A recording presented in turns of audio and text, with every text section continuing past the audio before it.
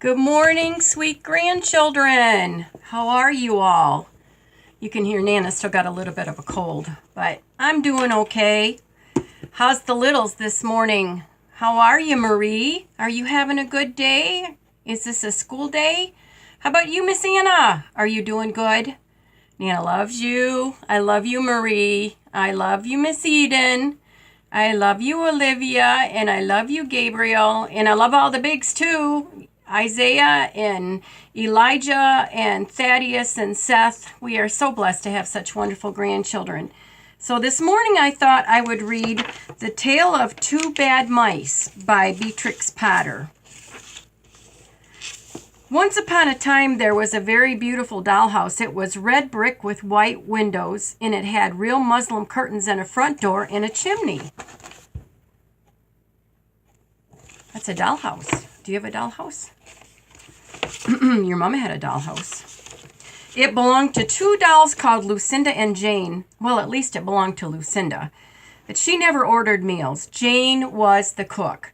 Because she never did any cooking, because the dinner was bought ready-made in a box full of shavings. That doesn't make any sense, does it? She was the cook, but she never cooked. I'll make sure this is on. Sorry, guys.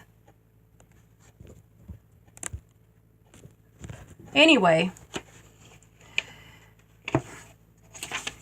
there were two red lobsters and a ham and a fish, a pudding, and some pears and oranges. And they would come off the plates, but they would not come off the plates, but they were extremely beautiful. Oh, so they were plastic food, like play food.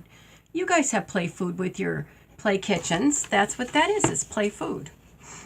They could pretend, like you can pretend. One morning, Lucinda and Jane had gone out for a drive in the doll's stroller, and there was no one in the nursery, and it was very quiet.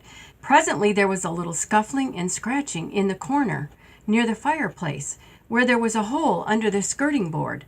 Tom Thumb put his head out for a moment and then popped it back in again.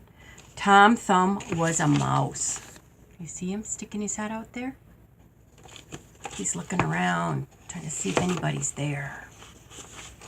A minute afterwards, Hunca Muncha, his wife, put her head out too, and when she saw that there was no one in the nursery, she ventured out on the oilcloth underneath the coal box. There they go. They didn't think anybody was around, so they're sneaking out. The dollhouse stood at the other side of the fireplace. Tom Thumb and Hunca Muncha went, that's really her name, went cautiously across the hearth rug. They pushed the front door. It was not shut. They're going into the dollhouse, aren't they?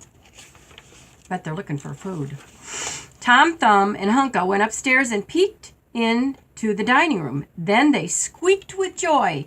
Such a lovely dinner was laid upon the table. There were tin spoons and lead knives and forks and two dolly chairs. It's all just so very convenient for a mouse. It's mouse size, isn't it? All those little tiny things.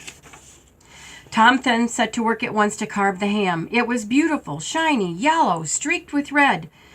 The knife crumbled up and hurt him. He put his finger in his mouth. It's not boiled enough. It's hard. You have to try harder, said Hunca. He's trying to cut into that plastic food, isn't he? Hunca stood up on her chair and chopped at the ham with another lead knife. It's as hard as the hams at the cheesemonger, said Hunca. The ham broke off the plate and with a jerk and rolled under the table. Let it alone, said Tom. Give me some fish, Hunca. So they're going to try some more plastic food. Hunca tried every tin spoon in turn. The fish was glued to the dish. Then Tom Thumb lost his temper. He put the ham in the middle of the floor and hit it with tongs, and with the shovel, smash, smash, smash. The ham flew into pieces, for underneath the shiny paint, it was made of nothing but plastic. That's some really sad mice there, isn't it? Well, there was no end to rage and disappointment of Tom Thumb and Hunca, and they broke up the pudding and the lobsters and the pears and the oranges, and the fish wouldn't come off the plate either, and they put it in the red-hot, crinkly paper fire in the kitchen, but it wouldn't burn. Why wouldn't it burn? They're in a dollhouse, aren't they? It's all pretend. Tom Thumb went up the kitchen chimney and looked out at the top. Well, there was no soot. While Tom Thumb was at the chimney, Hunka had found another disappointment. She'd found some tiny canisters upon the dresser labeled rice, coffee, and sago, and when she turned them upside down, there was nothing inside except red and blue beads. These mice are getting disappointed on every level, aren't they? When those mice set to work to do all the mischief they could, especially Tom Thumb, he took Jane's clothes out of the chest of drawers in her bedroom and he threw them out the top floor window. But Hunka had a frugal mind, and after pulling half the feathers out of Lucinda's bolster, she remembered that she herself was in want of a feather bed. Oh no, they're destroying the room, aren't they?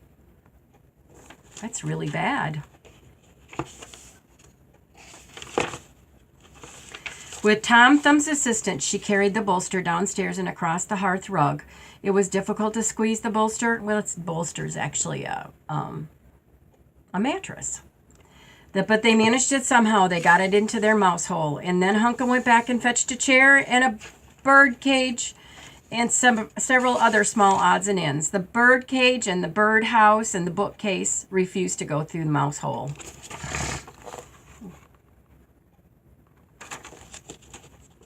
So now what are they going to do? Hunka left them behind the coal box and went to fetch a cradle. Well, there was a baby cradle in there.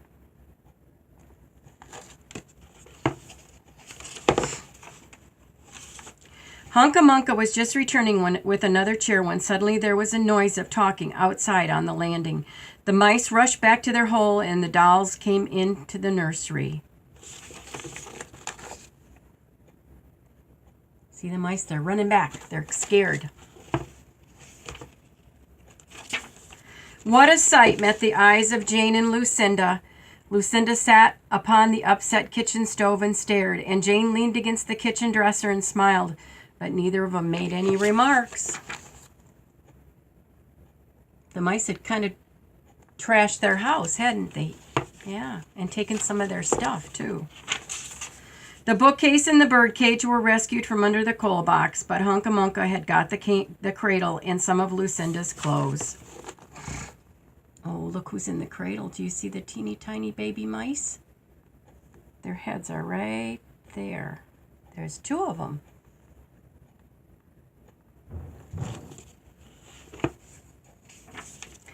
She also had some useful pots and pans and several other things.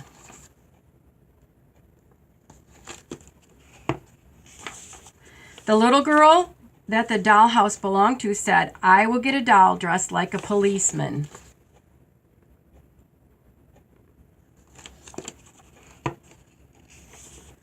But the nurse said, "I'll set up a mouse trap."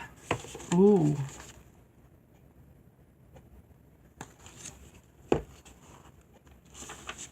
So that is the story of the two bad mice, but they were not so very, very naughty after all, because Tom Thumb paid for everything he broke.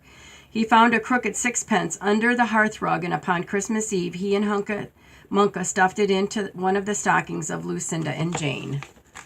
They paid the dollies back for the stuff that they ruined, didn't they? That was pretty good. That's a good idea. And very early every morning before everybody is awake, Hunka Munka comes with her dustpan and her broom to sweep the dolly's house. The end. I love you guys. I hope you're having a wonderful day. Bye.